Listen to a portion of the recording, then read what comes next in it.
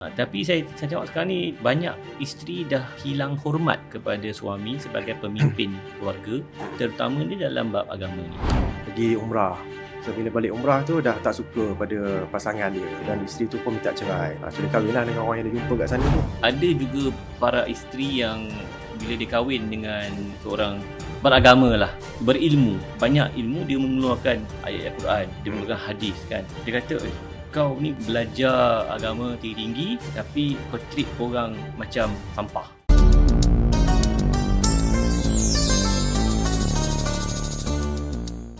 Assalamualaikum. Selamat kembali kepada episod Borak-Borak Rumah Tangga. Ini adalah season baru Borak-Borak Rumah Tangga. Kita akan mengupas dan membincangkan banyak topik-topik baru dan juga kita akan membawa banyak pakar-pakar dalam isu rumah tangga. Hari ini kita akan bermula dengan satu topik di mana untuk para-para suami, mungkin juga para-para isteri juga boleh mendengar sekali ya, tentang bila seorang suami ni dia berumah tangga, antara kewajipan utama dia lah untuk memastikan diri dia, isteri dan juga keluarga sampai kepada destinasi jannah. Ini yang kita nak bincangkan dan bersama kita ada seorang pakar dalam agama ya, dan dia adalah doktor ya sekarang doktor dan juga saya banyak kenal dia sebagai ustaz kan, ustaz. Mungkin juga boleh memperkenalkan diri ustaz ya kepada kita punya pendengar-pendengar di luar sana. Saya rasa ramai dah kenal tapi ada juga mungkin ada pendengar baru, penonton baru, dan Ustaz Dr. Fadlan. Saya kenal dia Dr. Fadlan kan. Dr. Fadlan boleh kenalkan diri doktor kan. Saya pun asal usul dari mana, dibesarkan dari mana, dan perjalanan doktor daripada daripada mula sehingga ke sekarang. Okey, bismillah, alhamdulillah, wassalatu wassalamu ala rasulillah, ma ba'd. Terima kasih Zafrul. Nak kata pakar tu taklah pakar sangat, tapi adalah sedikit ilmu kan, boleh kita berkongsi bersama insya-Allah. Kalau nak cerita tentang pengalaman dalam kehidupan, pengalaman belajar tu, daripada awal lagi sebenarnya, sejak sekolah menengah tu, sebelum sekolah menengah kan, mak bapak saya dah memang kata kena dia tengok tiga beradik kami ni. Yang pertama tu dah meninggal arwah, dia lebih kepada sukan. Yang kedua ni jenis tak boleh duduk kan. Dan saya ni lah yang jenis boleh duduk kan. Jadi mak saya pun dah cakap dah, kau ni kau bolehlah belajar agama kan. Okey. Jadi dari situ saya ingat lagi lah masa umur darjah dulu penilaian yang darjah 5 tu. Dari situ dah mula mak rahimahullah mencari apa yang sesuai dan sebagainya. Tanya-tanya sana sini kan, sesuai tak anak saya ni nak belajar agama. Okey. Jadi sokongan tu alhamdulillah dapat dari awal, dari abah saya, dari mak saya, dan masuklah sekolah agama, sekolah menengah agama Kuala Lumpur, first batch. Okay. Lepas tu makcik saya masa tu dia sedang membuat pengajian di Ummul Qura. Dia pun tariklah ke sana dengan satu kumpulan lah yang kiranya dijagalah oleh satu grup ustaz-ustaz di sana lah kan, insyaAllah, suami dia dan sebagainya. Jadi perjalanan tu bermula dari situ, masuk sekolah agama. Lepas tu form 2 tu dah pergi dah ke Mekah kan. Lepas tu bila belajar secara tak formal biasanya keseluruhannya lah, secara umumnya kat sana. Last kali pergi ke Pakistan. Bila pergi ke Pakistan tu dah ambil sanawi lah, kiranya menengah agama. Daripada situ sanawi. Jadi Ustaz form 2 dah ke Mekah sana? Form 2 dah ke Mekah. Kenapa tak form, orang selalu ni dah form 5 baru ke sini kan? Kenapa sebab form 2 dah ke Mekah? Itulah ada suami makcik ni, dia dengan kumpulan dia, kita ni dah berumur, kita nak cubalah bawakan yang siapa-siapa yang kita kenal ni, di kalangan anak-anak kita, anak saudara kita kan, bawa ke sana. Situ. Berapa tahun di Mekah? Ya, lebih kurang dalam 3 umrah, 3 Ramadan, 2 haji. So lebih kurang 3 tahun lah gitu, lebih kurang 3 tahun. Lepas tu bila perang apa semua, kami perang Gulf War tu kan, tahun 90 tak silap gitu, keluarlah ke Pakistan. Pakistan masa tu tak perlu visa lagi apa semua, senang sikit. dan ada syekh-syekh yang kata okey pergi ke sana, tempat yang kami asaskan kan, universiti kat sana. So pergi sana, itulah pendekkan cerita, dapat sanawi tu mohon ke Universiti Islam Madinah. Dapat saya kota Pakistan. Bukan kota, Oh, masuk ke Madinah tu menggunakan kota Pakistan, bukan kota kota Pakistan Malaysia. Oh. Dan memang banyak. Kenapa tak pakai kota Malaysia? Apa beza Saya mohon dia? dari sana. Oh, Masa pelajar sana okey. kita mohon sana, dapat. So memang dari Pakistan tu terus ke Madinah masa itulah. Okay. Jadi begitulah secara ringkasnya perjalanan hidup tu kan, dari dalam menuntut ilmu, dan alhamdulillah kita dapat panduan dari mak bapak kan untuk mendalami pengajian agama ni. Dan yang saya nak tekankan di sini ialah saya ingat mak bapak saya, dia tengok anak kami 3 orang ni, dia tengok mengikut kemampuan masing-masing. Daripada situ sampai sekarang pun saya akan, kalau ada apa masalah dengan anak-anak, kita akan tengok apa kemampuan dia sebenarnya. Dan kalau orang tanya pun, "Ustaz, anak saya ni kenapa macam ni?" Saya tengok balik, bila tanya balik, oh sebenarnya kemampuan dia macam ni. Suami saya kenapa macam ni? Kan, isteri saya kenapa macam ni kan? Oh, dia lain, dia tak sama kan. So apa sebenarnya kemampuan yang dia ada, kemungkinan besar tak sama dengan kemampuan kita kan. Jadi kita kena sesuaikan, kenal orang tu dulu. Itulah antara yang pengajaran lah saya ambil dalam kisah hidup yang ringkas ni lah, insyaAllah. So doktor lebih kepada orang kata dibimbing ataupun oleh ibu ke macam ikut aja pun memang minat dalam, macam mana ada minat dalam agama tu? Macam saya sebut tadi, kami 3 orang ni, mak dulu memang dah tengok dah. Yang pertama ni dia lebih kepada sukan, dia aktif kan. Yang kedua dia tak boleh duduk, dia kalau nak pasang-pasang apa semua dia pandai kan, dia trik lah apalah semua pandai. Tapi saya ni yang ni pun tak, ini pun tak. Kan, sebab setengah-setengah ibu tu kalau tengok okey dia ni boleh belajar, akan jadi okey kamu jadi doktor lah, lawyer lah, engineer kan. Tapi ibu tu kata okey kamu buat agama. Ke ustaz yang memang dia buat, khususnya mak saya lah. Mak saya bincang dengan abah saya. Okey, dan memang ada cerita dulu yang atuk lah kan, ayah dia, ayah mak, atuk, dia memang cuba hantar salah seorang daripada anak-anak dia ataupun atuk pada mak gitu lebih kurang kan.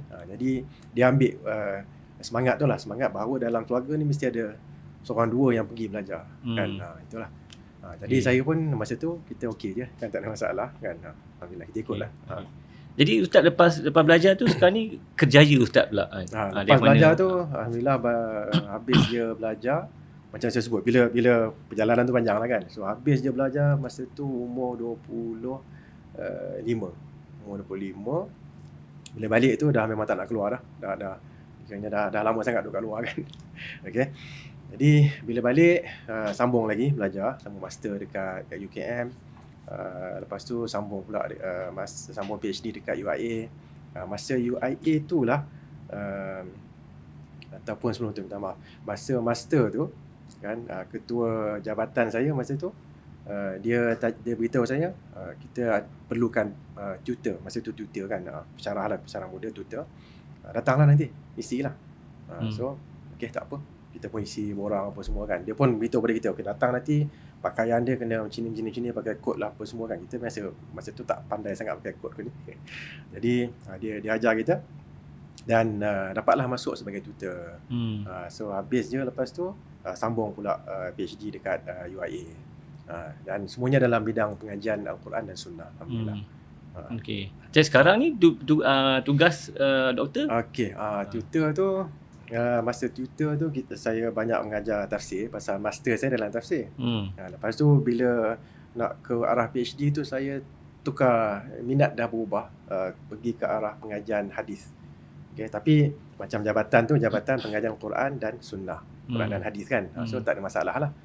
So daripada tutor jadi pensyarah, kemudian menjadi pensyarah kanan sampai sekarang lah. Okay, dan bidang pengajian ni saya boleh dua-dua sekali, walaupun yang lebih saya akan mengajar ialah dari sudut pengajian hadis dan juga pengajian sunnah. Tapi kalau ada subjek-subjek yang berkaitan dengan tafsir Al-Quran kan, yang tak ada mungkin masa tu ada pensyarah yang cuti dan sebagainya, saya akan masuklah untuk ajar benda tu.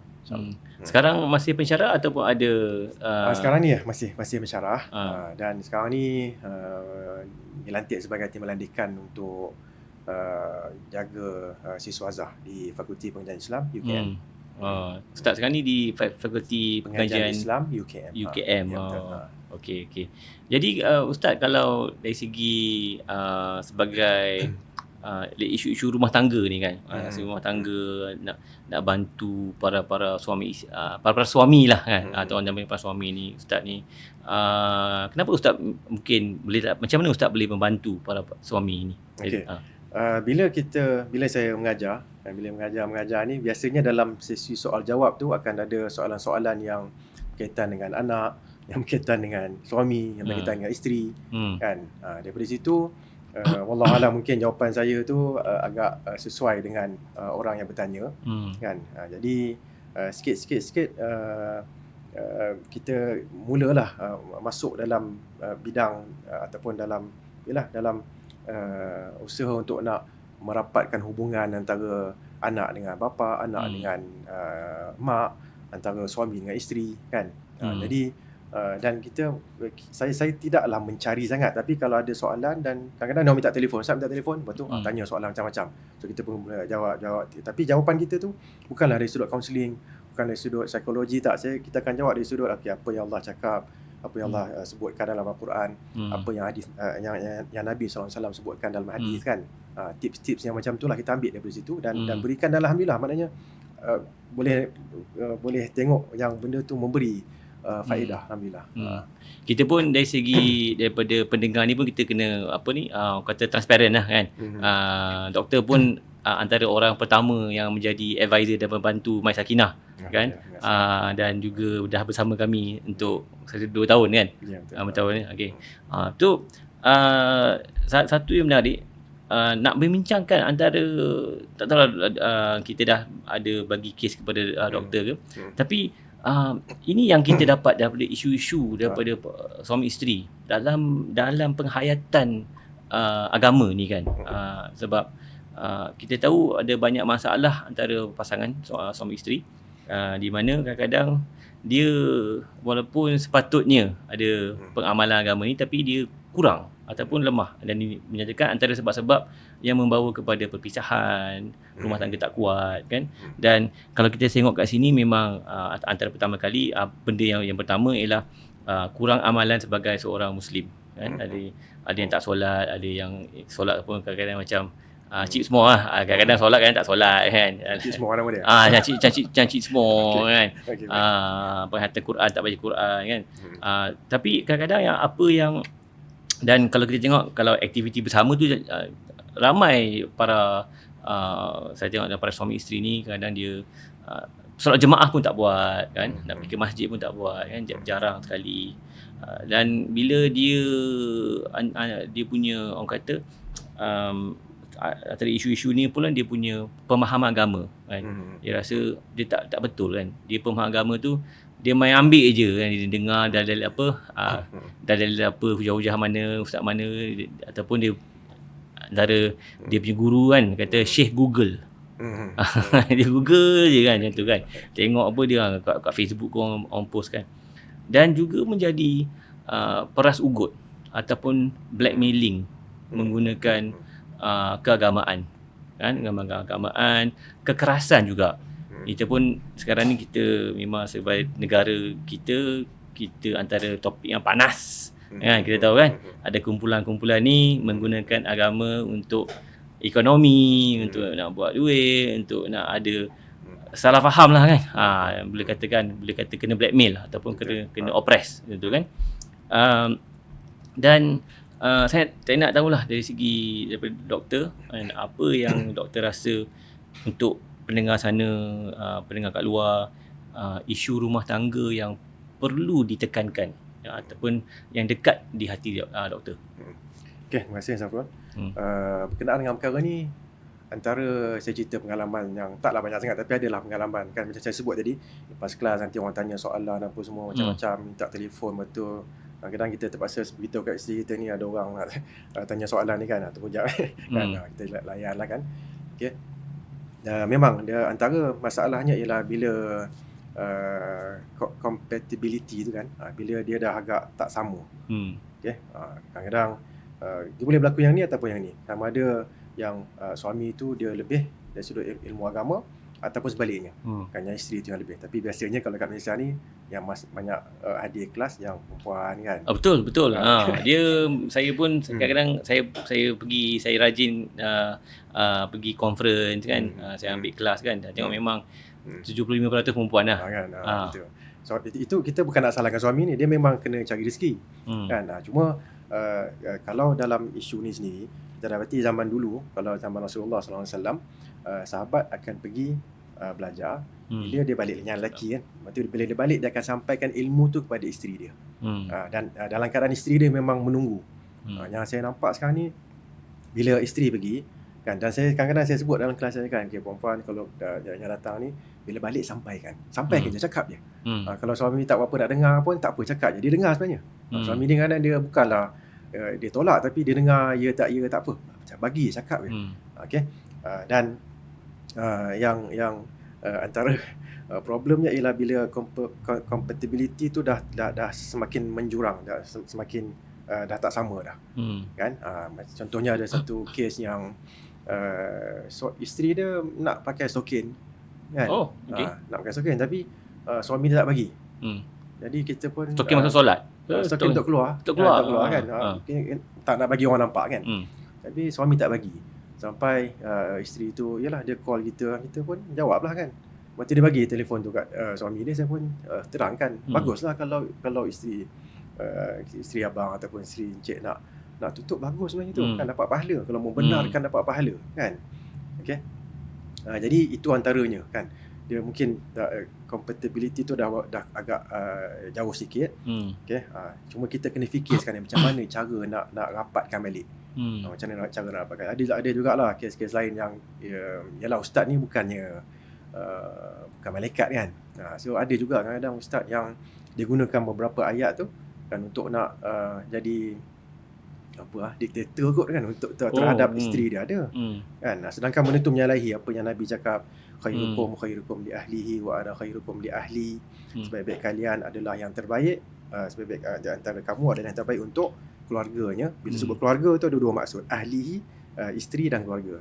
Dan Nabi sebut akulah yang terbaik untuk isteri dan keluargaku. Kan.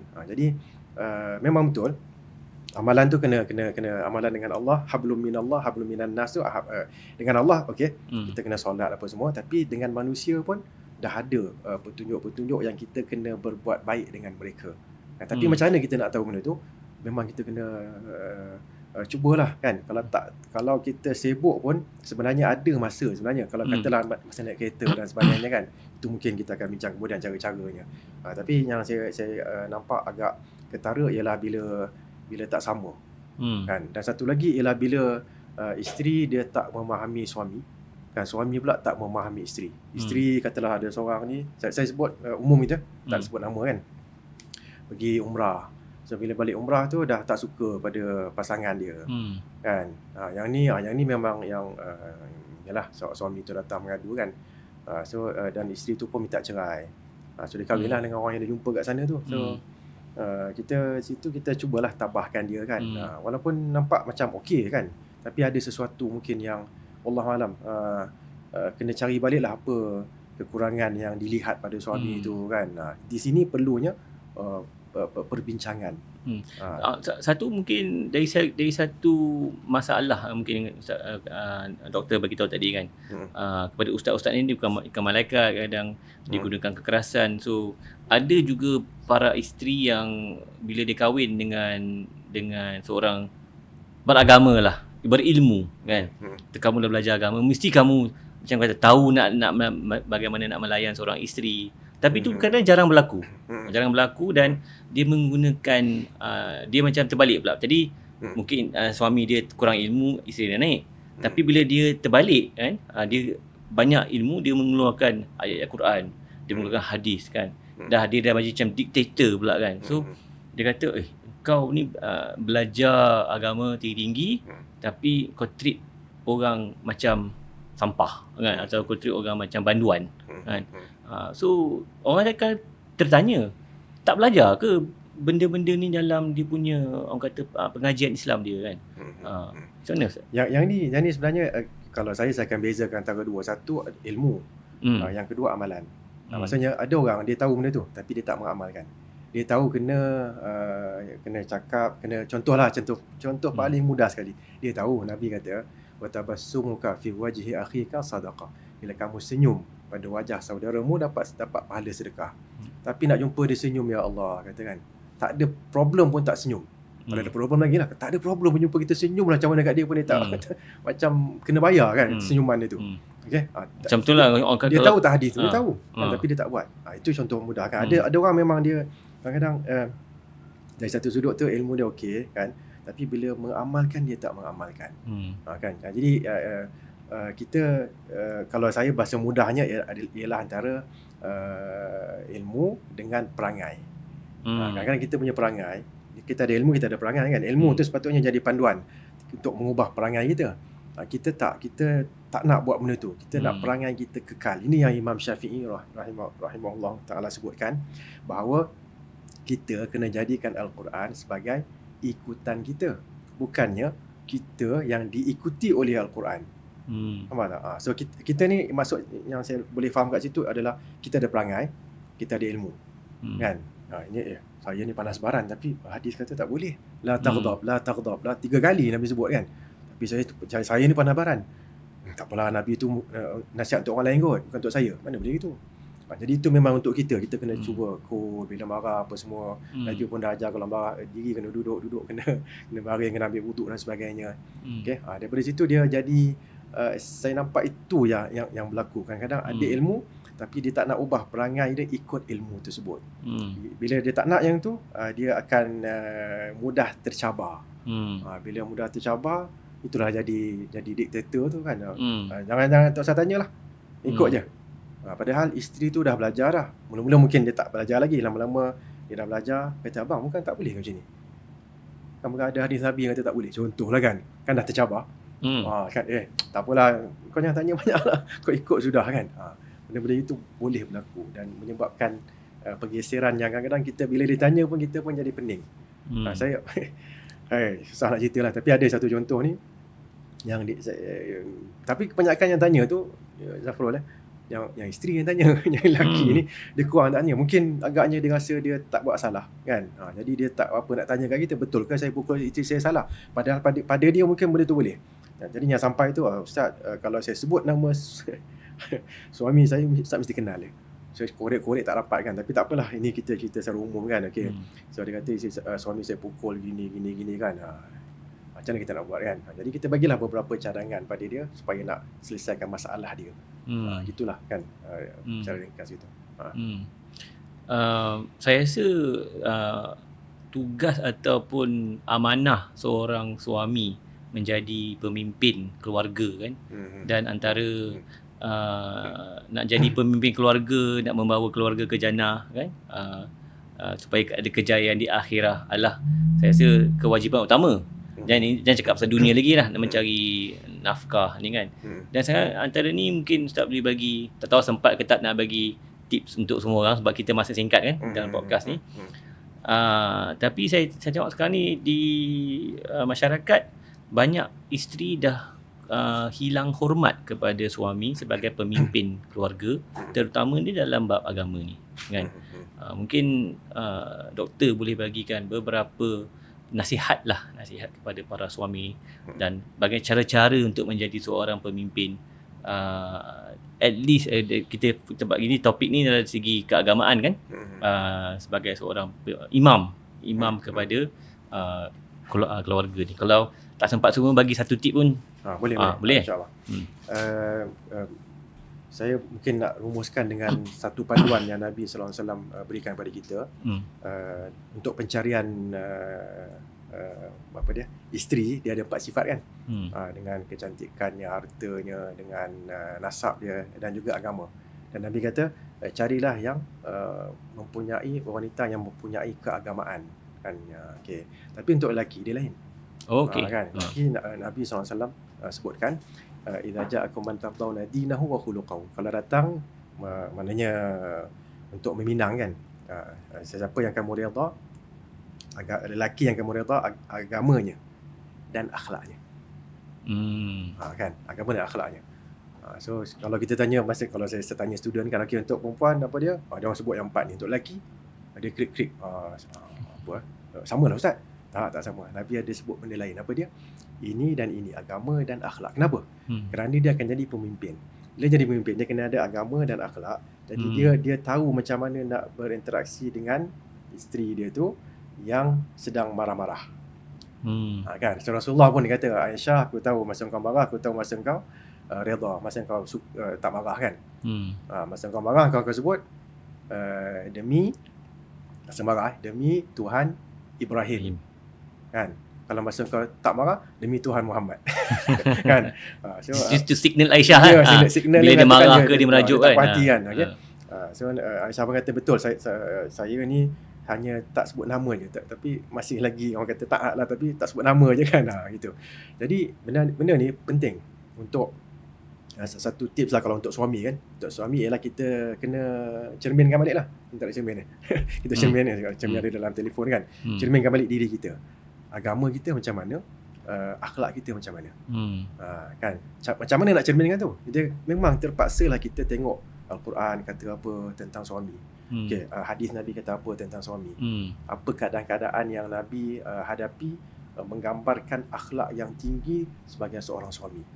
Kan, contohnya masuk rumah ada makanan tak? Tak ada. Tak apa lagi puasa hari ni.